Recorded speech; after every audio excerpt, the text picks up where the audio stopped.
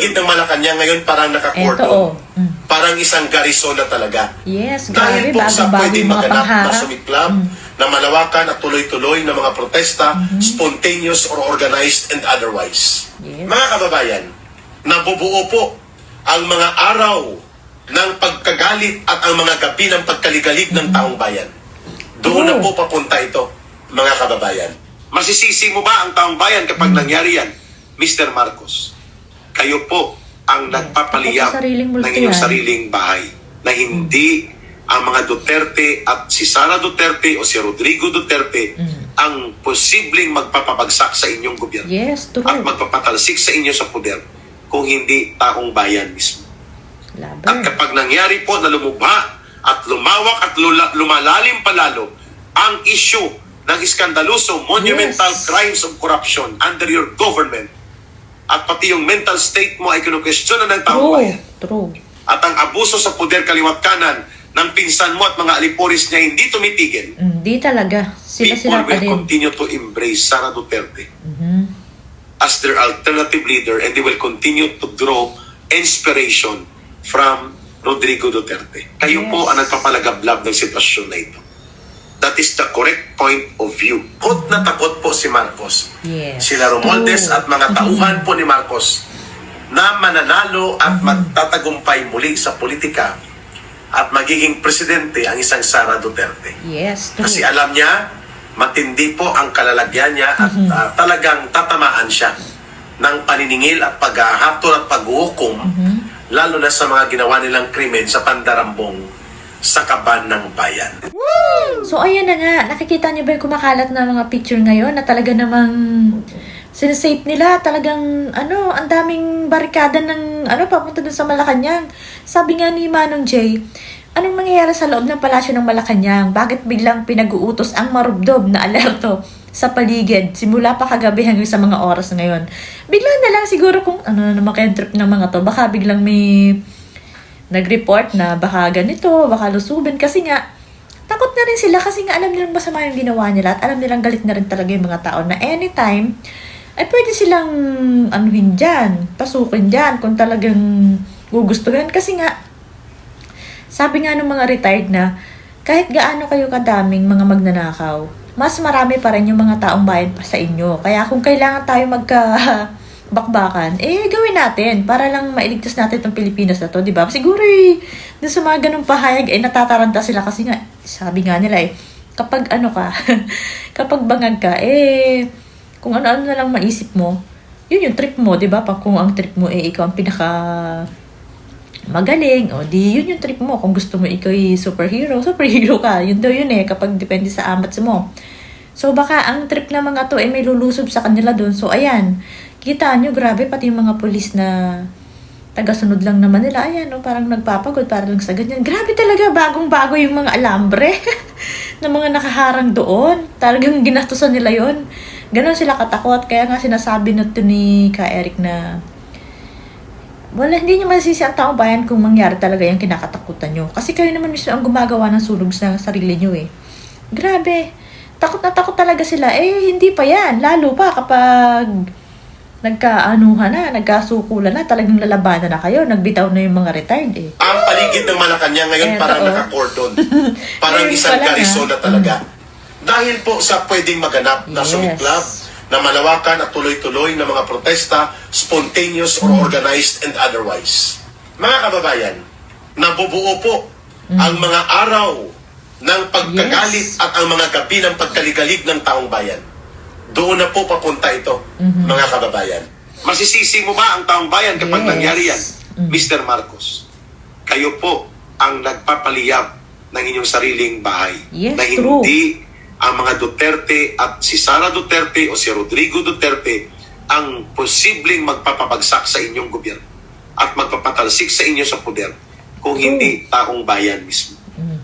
At kapag nangyari po na lumubha at lumawak at lumalalim palalo ang issue ng iskandaloso monumental crimes of corruption under your government at pati yung mental state mo ay kinukwestiyonan ng taong bayan. Yun pa. At ang abuso sa poder kaliwat kanan ng pinsan mo at mga aliporis niya hindi tumitigil. Tuloy-tuloy pa rin. People will continue to embrace Sara Duterte as their alternative leader, and they will continue to draw inspiration from Rodrigo Duterte. Yes. Kayo po ang nagpapalagablab ng sitwasyon na ito. That is the correct point of view. Pero hindi pa po sa pagkakataong ito, magkakaroon kaagad ng pag-aalsa dyan sa EDSA. It will take time. But that time Malapit is na. certainly missing. Malapit Takot na yun. na takot po si Marcos. Sila Romualdez at mga tauhan po ni Marcos na mananalo at magtatagumpay muli sa politika at magiging presidente ang isang Sara Duterte. Kasi alam niya, matindi po ang kalalagyan niya at True. talagang tatamaan Sinabi na siya yan ni BP Sara, may ng paniningil at mananagot kayo. pag-ahatol at pag-uukom, lalo na sa mga ginawa nilang krimen sa pandarambong sa kaban ng bayan. Kita naman ninyo kung paano nagpapanik po ang gobyerno nila. Wala pong pangtapat na formidable and credible opponent si Marcos para po masiguro niya na hindi mananalo at at the same time mapipigilan ang pagsulong ng kandidatura ng isang Sara Duterte na magiging Pangulo ng Pilipinas. True. Bagamat nagmanifest na si Risa Ontiveros na siya ay very interested Yes. na tumakbo bilang Pangulo. Mahal na kung mahal nga ibibigay din niya daw ang sa kanya. Pilipinas eh. Ang pagkakataon na yan, anong ibibigay? Inaambisyon mo talaga yan. Yes, Ngayon, ambisyon talaga niya. sa Kapal ng pagmamadali at pagkukumahog ni Marcos, ay napilitan po siyang lunukin ang kanyang isinuka. Yes. Mortal na Yung mga dilaw, magkalaban parang si po sa Lenny. politika si Marcos at si Leni Robredo. In fact, ginastusan po ni Marcos Alain mo yan yan, oh. ng hundreds of millions of pesos Aba, para alam mo lamang na yan, mamalikaw kasi nga nagpaparamdam ang na din sinasabi niyang si auntie nagdaya mo. si Leni Robredo noong Nasa kayo sa 2016 tricycle at sa bus eh. At, pero ultimately, ay na-affirm po ang pagkapanalo ni Leni Robredo kay Marcos Jr. Yun. Ganon din po no, ang masamang Ramdam tinapay na na yan. pagtingin ni Leni Robredo kay Marcos Jr. nang tinatawag niya si Marcos na magnanakaw, Kaangsuka, anak ng ang diktador, walang niya. sinungaling, hindi maaasahan, tamad. Gagamitin mo rin sa budol style mo si Leni Robredo. Yes, parehas Pareho yan. naman yata kayong nang bubudol sa bawat isa. So, ayan na nga. Kita natin na talagang bigla na lang silang natataranta. Ganyan kasi kapag alam mong may masama kang ginagawa, alam mong galit na sa'yo yung mga tao, eh talagang ganyan yung mindset nyo. Kasi nga, nagbitaw na yung mga yung mga retired na sabi nila, kung hindi ngayon, kailan, at kung hindi tayo, sinong gagawa? O, di ba? Parang, wala, hindi na kami takot mategi para sa laban na to. Kaya yan, pag siguro na may nakapag-report na baka anytime ay pasukin sila dyan or ganyan-ganyan. Kasi nga, matindi na eh. Sobra-sobra na yung ginagawa. Sobra-sobra na yung ginawa nila. Yung korupsyon, talagang tuloy-tuloy. Tsaka wala kasing nangyayari eh. Parang kung dadaanan nyo pa sa santong usapan eh, walang mangyayari. Paspasan na talaga dapat eh. Katulad niyan, di ba? Kita mo talaga na nagpapanik na sila. Kasi kung ang kinakatakot nila ay sa birthday ni PRRD kasi meron talagang rally eh. May mga poster na nag-a-announce na meron talaga sa iba't ibang part ng Pilipinas. Eh, ang tagal pa naman kasi March 28 pa yun. Ano pala ngayon? 15 ba? Oh, ang tagal-tagal pa. Tapos biglang may na kaagad doon. May mga barikada na kaagad doon. Mga bagong-bago yung mga pangharang nila. Grabe, no? Gumastos talaga sila. Ngayon lang ako nakakita ng ganyang mga harang na ginastosan talaga nila. As in, bago talaga. Wala pang kalawang. Hindi ka pa matitetano doon sa mga alambre na nakaharang doon. O, diba?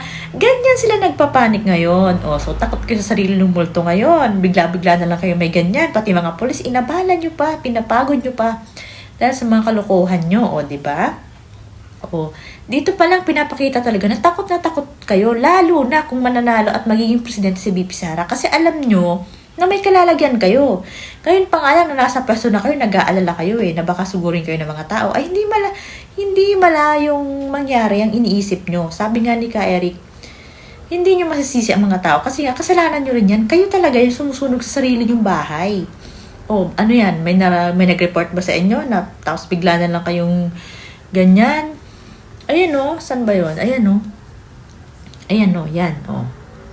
O yan, tapos yung, ayan o, pati yung mga polis. Sabi nga ni Manong J. Anong nangyayari sa loob ng palasyo ng Malacanang? Bakit biglang ipinag-uutos ang marubdob na alerto sa paligid simula pa kagabi hanggang sa mga oras na ito? Ganon din yung sabi ni Attorney Baligud. Double time and cop me, platter the third force.